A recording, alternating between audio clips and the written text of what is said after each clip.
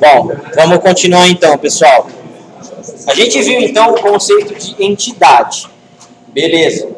Existe então as entidades associativas, que é o que a gente comentou, né? E existe o quê? Os atributos. Os atributos são informações básicas que qualificam uma entidade e descrevem seus elementos ou características. Quando transposto ao modelo físico, o banco de dados, chamamos os atributos de campos ou colunas.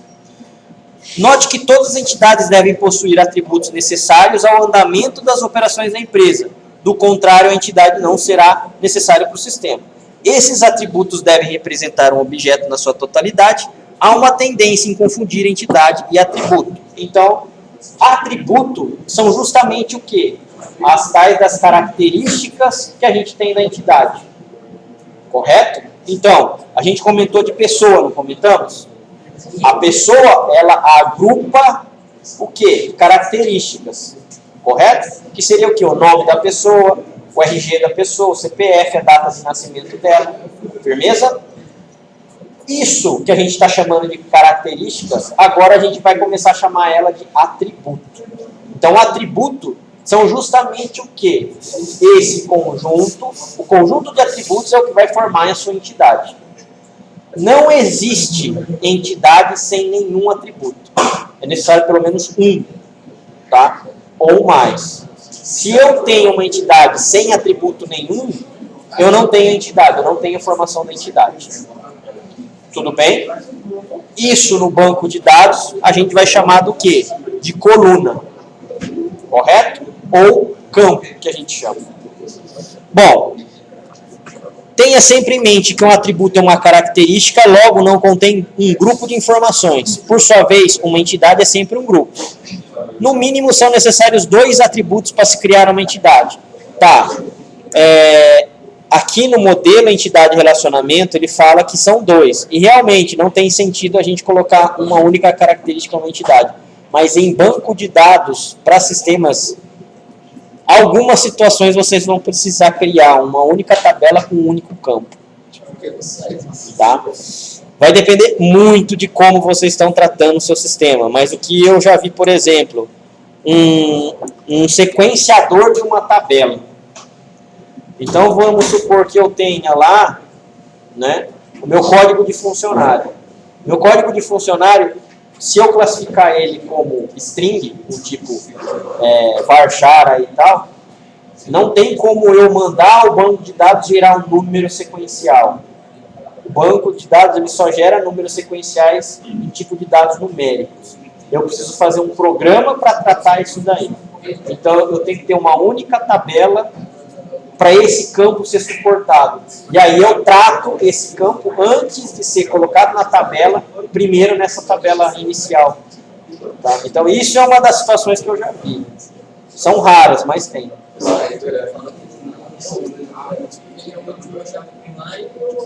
E a outra é a própria descrição, sei lá, alguma coisa assim. Exato, no modelo entidade de relacionamento ele pensa desse jeito. Tá? Uma entidade com um único atributo normalmente será agregada a outra entidade existente no modelo. Então, no modelo relacional tem essa, na verdade, na construção de banco de dados tem essa exceção, mas no modelo que a gente vai ter, sempre vai ter no mínimo 2 atributos uma entidade. Tá? Bom, exemplos de atributo. Eu tenho aqui, ó, pessoas, correto? Dentro de pessoas não. Eu tenho como atributos da pessoa: nome, endereço, documento, nascimento, telefone, e-mail. Nota fiscal, que a gente comentou também, que é um documento hoje é um documento virtual, basicamente. Eu tenho a série, o número da nota, a data de emissão, qual é o cliente, correto? Isso tudo aqui são o quê? São atributos. Esse número de série, tem algum problema específico para não virar um código que já existiu no passado? Por exemplo, no número de série 3010, e é uma informação. Aí essa nota não vai existir mais aqui dentro. Ou ela vai continuar existindo? Vai continuar existindo o resto da sua vida. Da empresa, no caso. Né? Tem algum software que faz não gerar o mesmo código? Não, aí você que tem que fazer. Você tem que fazer o software para não gerar o mesmo código. Tá? O número da nota fiscal poderia até ser o identity, que é um sequencial, mas número de série não. O número de série tem A, B, tem série C, tem série 1, 2, 3, AX. O número de série não tem. Oi? Seguindo o padrão deles, né? Cara, depende muito na parte fiscal e contábil. A parte fiscal mais que define isso daí. Tá? Você não vai querer, às vezes, ter uma nota fiscal chegando até o número de 10 bilhões. Então, você pode chegar a um certo momento, chegou a 99 milhões, zerar ela. Aí você cria um novo número de série zerando, começando do 1 novamente. Mas manteria esses dados. Manteria esses dados, exatamente. Isso, um número de série diferente. Né? Então, vai depender muito do contador. Logicamente, né, 99 milhões eu estou exagerando, mas dependendo da empresa, o que ela for fazer, chega nesses números. O YouTube, por exemplo, então, 99 milhões de dumps emitidas, cara, é dump pra caramba. É dump. Você precisa vender muito produto em varejo, para conseguir um negócio desse. Tá, não sei, sinceramente não cheguei a isso daí, mas tem que ser coisa pra caramba. Oi? Nesse caso, já está pensando em tipo do atributo? Ainda não. Quando a gente fala em modelo, entidade e relacionamento, a gente não tipa ainda. Tá? Quando a gente começa a trabalhar em diagrama, aí sim. Até a gente já poderia pensar nos tipos de dados que a gente vai colocar. Mas ainda a gente não pensa. A principal parte de você montar um modelo de entidade de relacionamento está relacionado à análise. Tá? Então, essa é a principal coisa que a gente tem que se preocupar agora. Tá? Bom, nesse caso aqui, ó, eu tenho a minha entidade CD, eu tenho os meus atributos, código, nome do CD, nome da música e nome do autor. Tudo bem? Existe um cara aqui, ó, que se chama chave primária. O que é a chave primária?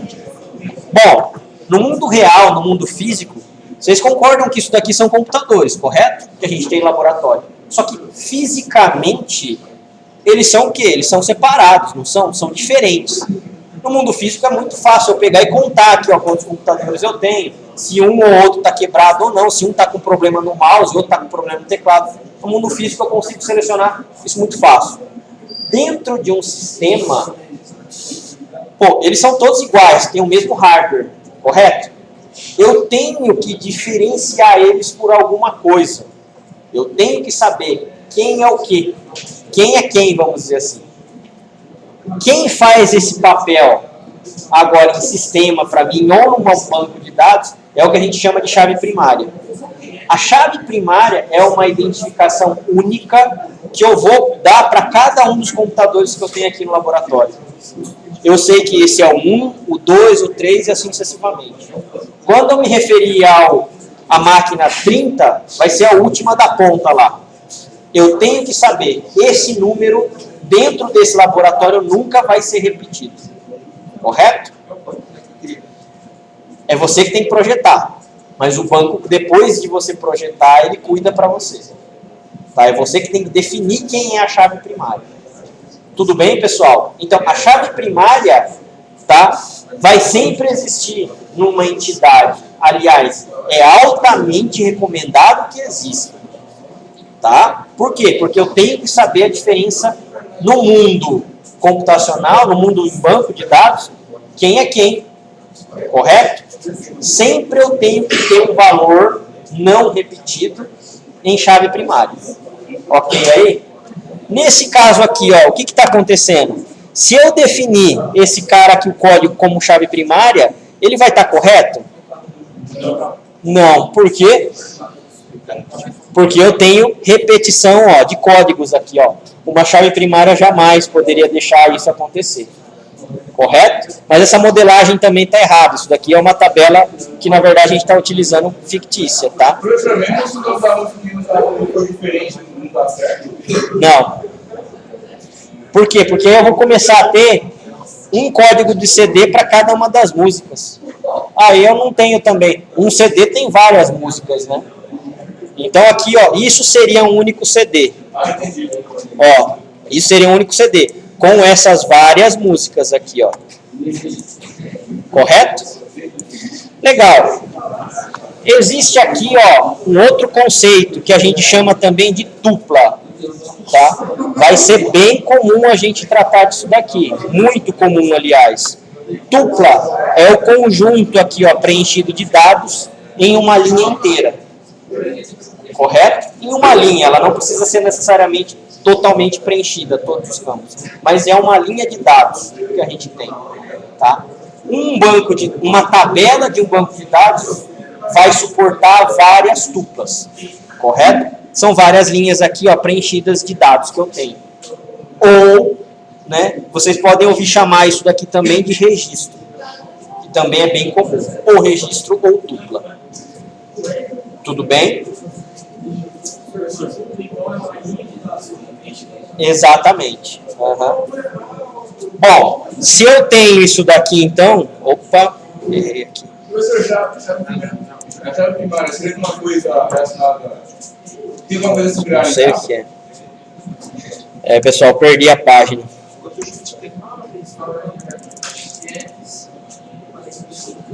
Oh, muito obrigado, eu não sabia desse atalho. Não entendi a pergunta, desculpa. Chave primária, tem alguma coisa similar em Java? Não tem nada a ver. Em Java, cara, eu acredito que não. Você vai ter, na verdade, na orientação ao objeto, né? Cada um dos dados contidos dos objetos eu tenho um identificador diferente. Isso é independente do Java, é na orientação ao objeto. Ele cria lá um GUID que você tem, geralmente de 16 bits. Ou 32 bits, não me lembro. Que aí é totalmente diferente um do outro, você tem essa identificação. Professor, só para identificar alguma coisa ou é a linha? Por exemplo, ali eu vi que é relacionado à música. Exato. Basicamente, a chave ela vai identificar, primeiramente, a tupla em si. Para cada uma das linhas, eu posso ter todos os campos com os mesmos valores, menos a chave. A chave, no mínimo, ela tem que ser diferente. Tá? Quando a gente tem, por exemplo, vamos supor que a gente esteja em linha de montagem, sei lá, da Chevrolet, da Volkswagen, tá? O que seria de diferente entre a linha montagem do Gol? O número de série do Gol? Número de chassi. O chassi dele seria único, vocês concordam? A placa eu não posso nem contar, porque dentro da fábrica ainda o carro não tem uma placa. Então, a única coisa que me identifica dentro da minha fábrica, lá de linha de montagem de carro, é o chassi. Não tem jeito. Esse cara é o identificador. Mas e a placa do carro? A placa você só vai conseguir depois que você vender ele. Então, enquanto isso, você não tem a placa. Posteriormente, obviamente, depois que o carro já está circulando na rua, aí ele tem que ter uma placa toda uma diferente da outra. Tá? Então, isso seria o quê? A chave primária, o identificador. Bom, um atributo-chave é um dos atributos de um conjunto de entidades especialmente projetado para identificar de forma única qualquer entidade do conjunto de entidades. Atributo-chave, então, é a mesma coisa que chave primária. Tá? É importante enfatizar que a expressão acima especialmente projetado, porque a unicidade do valor do atributo determinante deve ser garantida em qualquer conteúdo futuro do CE, e não apenas para a instância atual do CE. Então, para a chave primária, não importa quantas tuplas eu tenho dentro da minha entidade. Todas elas vão precisar ser diferentes. Tudo bem até aí? Beleza? Legal. Quando a gente nasce hoje, a gente acabou de nascer, tem lá a bebezinha. Legal. Qual é a característica que poderia ser dada como chave primária? Nome da mãe? Se for gêmeos, nome da mãe é igual. O RG, a digital, poderia ser a nossa chave primária. Exame do pezinho? O exame do pezinho você faz, não faz na hora. Você faz depois. Isso eu sei, pessoal. Por quê? Porque eu tive filho recente, tá? Então eu sei desse detalhe. Na foto, menino. Se for gêmeos, como que você diferencia um do outro? Pessoal, hoje no nascimento da criança, ela já tem o CPF, tá? A hora que a criança já nasce, tá? Então, no nascimento já dela, o cartório já vai lá e já dá um CPF para a criança. Pronto, esse é o identificador. Mas o pai, no mínimo, a mãe, no mínimo, tem que saber cada um que é o João e é o José, né? Aí não tem o que fazer. Aí não tem santo ou sistema que vai fazer isso acontecer. E cada um, o José e o João, tem CPF diferente. Tudo bem aí?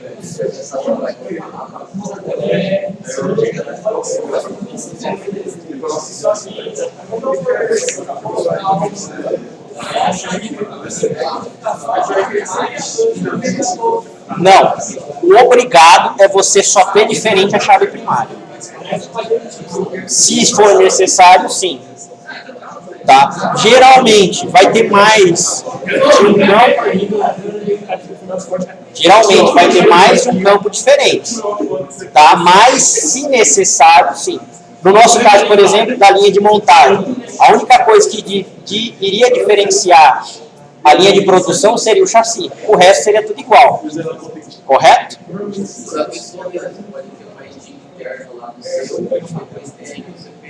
Você poderia ter um identificador interno dentro do sistema, no caso de pessoas, e depois mais o CPF. Tem algumas vantagens em cima disso, correto. Professor, então, nesse caso é mais saber diferenciar mesmo.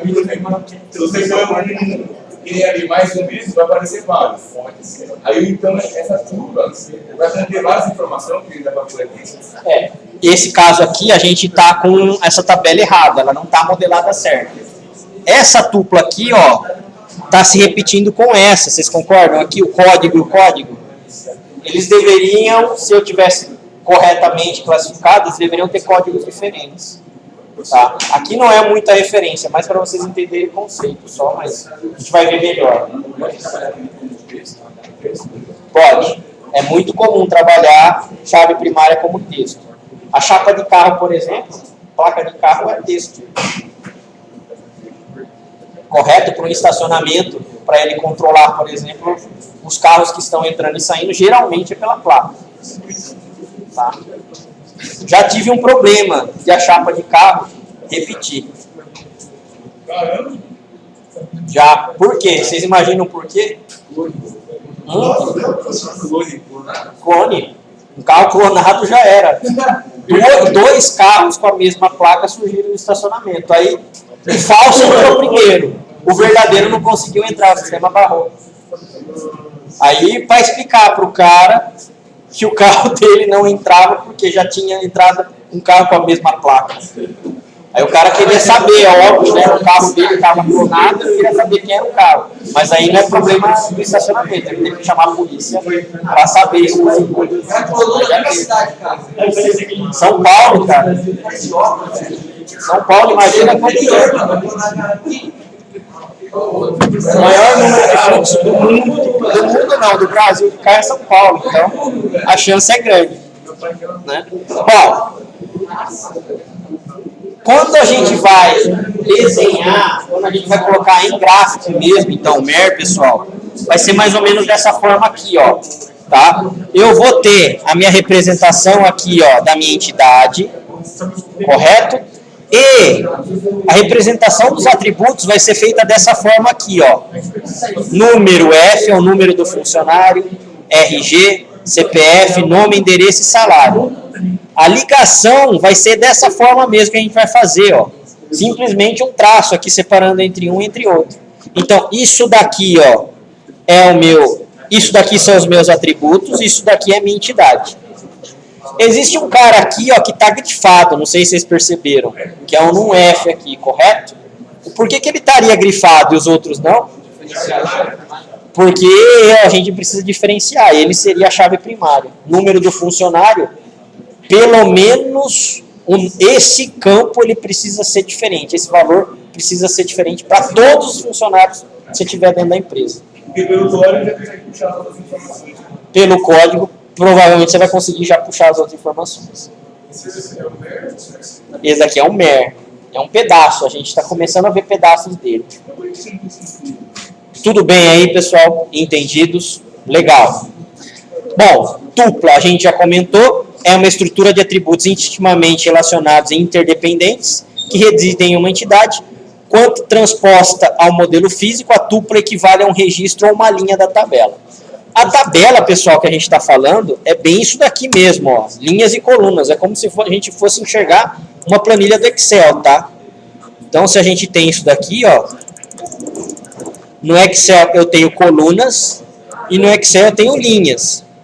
As colunas que eu tenho aqui, A, B, C, D, representam o quê? Os meus atributos. As linhas que eu tenho aqui, ó, 1, 2, 3, 4, vão representar as minhas tuplas.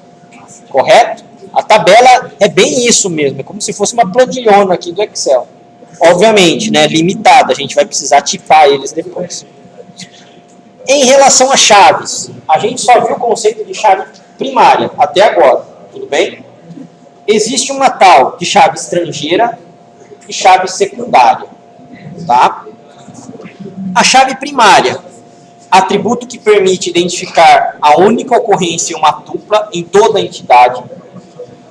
Seu conteúdo deve ser único, exclusivo e imutável para cada linha da entidade. Ou seja, você classificou o José com código 35, aquele José do código 35 nunca muda para código 36, para 37. Sempre ele vai ter o código 35.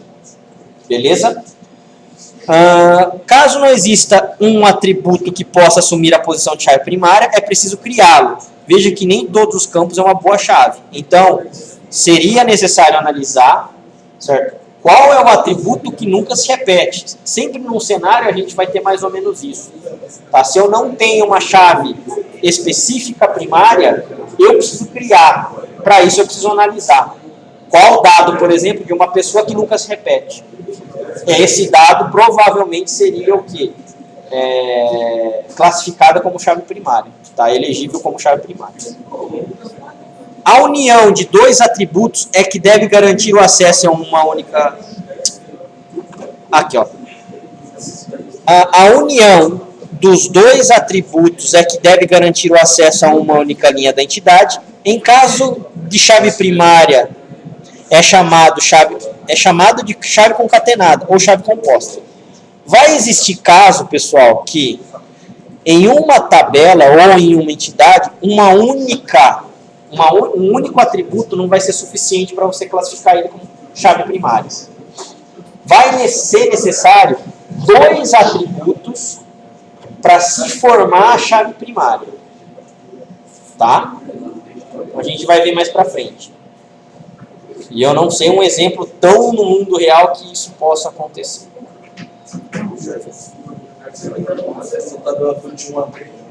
Não entendi? Não, ainda não é esse cara. Mas vamos dizer assim. Hoje, como eu já falei para vocês, tá? A criança ela já vem com CPF, beleza. Antigamente não. Acredito eu que na maioria do tempo de vocês não tinham CPF logo que vocês nasceram. Começou há pouco tempo isso. Como você faria para identificar essa criança, certo? Que ela é única?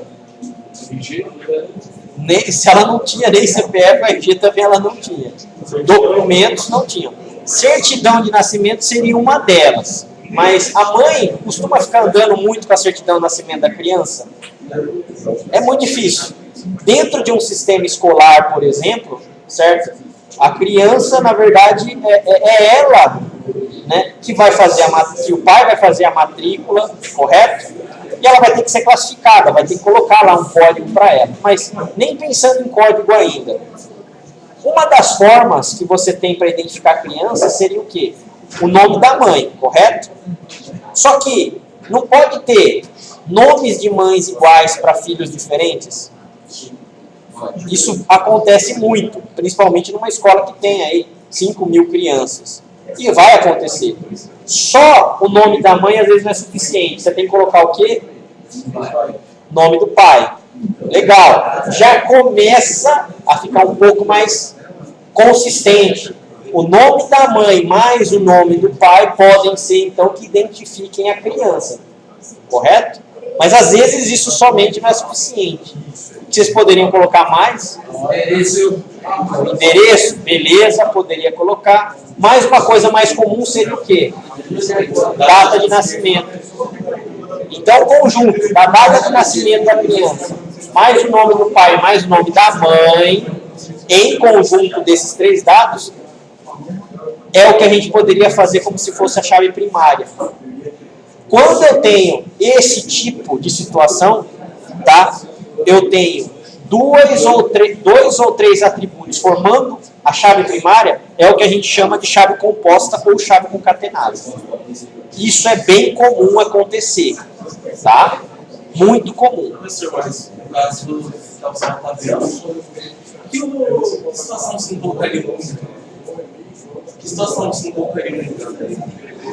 Um número pro filho? Não, o número Para a criança que vai estudar.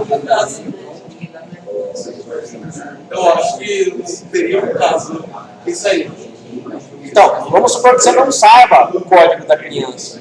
Você não vai poder procurar por ele. Se você já não sabe qual é ele, Seria mais teórico. mas o nome do pai, o nome da mãe, a data de nascimento do filho, você tem certeza que você sabe, vamos dizer assim. Aí você acha quem é criança. Mais conceitual. É conceitual. É conceitual. Pessoal, vamos para o intervalo. A gente começa a falar sobre chave estrangeira depois do intervalo. Beleza? Tchau.